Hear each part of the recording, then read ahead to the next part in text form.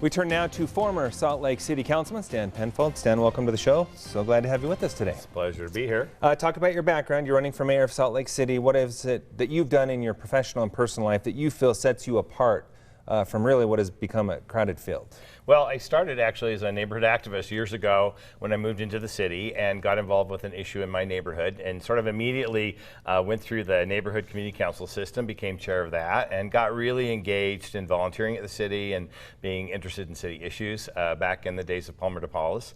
And I got on the city council in 2010, ran a race there, and served 2 very successful terms on the city council where I had a lot of experience.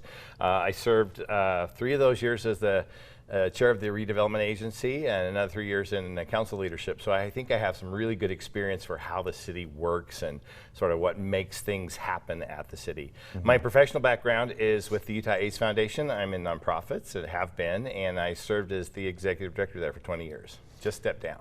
It's funny how something in the neighborhood can catapult you into the political realm. Right? Absolutely. I've been there before. I know, and I joke sometimes saying I've been on both sides of that pulpit at a city council meeting. I've been yelling at elected officials and I've been yelled at by elected officials, and so you know, kind of like both sides circle, of that. Right? Yeah, exactly. Okay. What do you see as the biggest challenge the capital city is going to face over the next 4 years, and why do you believe you're the person to get through that? Well, I think there are sort of 2 big issues. What we hear from people pretty consistently is they're concerned about the air quality and they're just tired of nothing really dramatically changing. Mm-hmm. So I think we have a big challenge in front of us to really take significant steps to address our air quality. And there's a lot of things I think we can do as a capital city.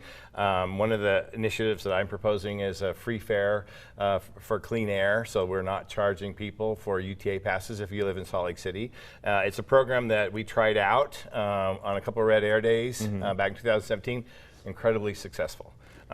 Is that something you'd want to do on poor air quality days? I want to do it year-round. I think it's a year-round program. One of the challenges with just doing it sporadically through the year is the air quality gets bad over time. Sure. So we can do it on, I think we'll be seeing some program to do it for clean air, for red air days this winter, but I think it should be year-round. Yeah, that is something we saw go through the legislature this year. Right. For poor air quality 17 days, yes, for poor air quality, yes. Okay, let's go ahead and hit on some of the big issues facing the city right now, and you respond to those. We'll get through as many as possible. Sure. Let's start with the inland port. First off, do you support the lawsuit that the city has filed against it? I do, because I really believe that the state overstepped its constitutional authority by taking the authority away from Salt Lake City to manage that part of the property within the city limits. I do think that's a constitutional violation. I think we need to clear that up.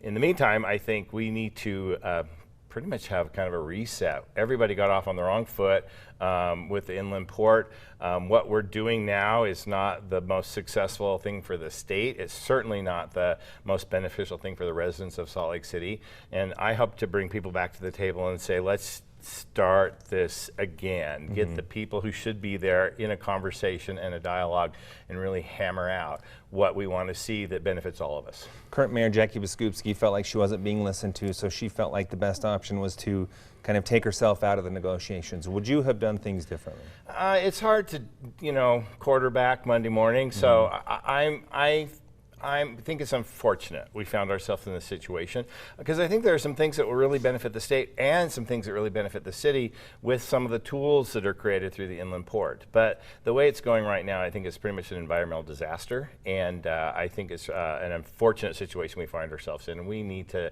everybody take a deep breath, take a step back and say, what are we trying to accomplish and how are we going to get there together? Okay, let's move on to immigration. Hot topic. The president has been talking about some raids and deporting illegal immigrants. Salt Lake City has taken a stand on that, saying we will not enforce immigration policy. Do you stand behind that? Absolutely stand behind that. I think it's really unfortunate what's happening on a national level. I was very pleased several years ago when Salt Lake City and Utah did the Utah Compact and took a pretty innovative stand on immigration for the state of Utah. It was in response to some things that were happening in Arizona at the time. And I think we go back to those values that it's never a good idea to separate families, ever. Is it a good idea for an elected mayor, though, to say publicly, we will not enforce federal policy? I think there's a responsibility to represent the constituents of the city, and clearly the people of the city don't like what's happening on a federal level, and they think it's inhumane. And so I think that's the foundation for that stance, and I feel really comfortable with that. Let's talk homelessness. Yes. Salt Lake City, this is a statewide problem. However, Salt Lake City finds itself at the epicenter of it. Do you like what you saw out of Operation Rio Grande, and what role should the city play moving forward as these new resource centers open up? My biggest concern I have with the new centers is that we're seeing a pretty significant reduction in number of beds. We're losing probably 300 to 400 beds when the new centers open up. The centers are good because they focus services in the center, so that's a good thing. I'm very concerned about this winter. We're going to lose about 300 beds. I haven't heard a good plan of where we might house those people if we have a harsh winter or if we have a couple of bad storms. So what would be a good plan? I think we might have to look at keeping the road home temporarily open through this winter just to see how things go, because I wouldn't want to shut the services down and then all of a sudden have no place to house people. Let's talk growth. Our state is growing hugely. The city is growing at a very rapid pace. How do you manage that growth as people come here and we see housing prices just skyrocket and so forth? Affordability for housing is a statewide issue. The real challenge we're seeing in Salt Lake are super low income people who just can't afford to stay in the city, and also new home buyers. If you're looking for a new home, if you're a young couple, young professional, and you're doing your first time home buy, you cannot find anything. There's nothing on the market. The city needs to look at those gaps in housing services and work with our local developers and the state to see how can we leverage our resources to make sure that we're getting some inventory built where those gaps are. We have about 30 seconds left. Tell me your thoughts on transportation. I know that's a lot to talk about in 30 seconds, but summarize it for us. For me, transit is the priority, and doing a no fare for transit for all Salt Lake City residents is the #1 priority for me, I think, first 100 days. From there, I think it's really critical that we expand transit so that it takes people where they want to go. Okay, fantastic. You can learn more about Stan at stanformayor.com. We should have that graphic, there we go, right there on the screen for you. Stan, we'll be watching how this pans out as we head into the final weeks. Thanks so much for being here. Thank you.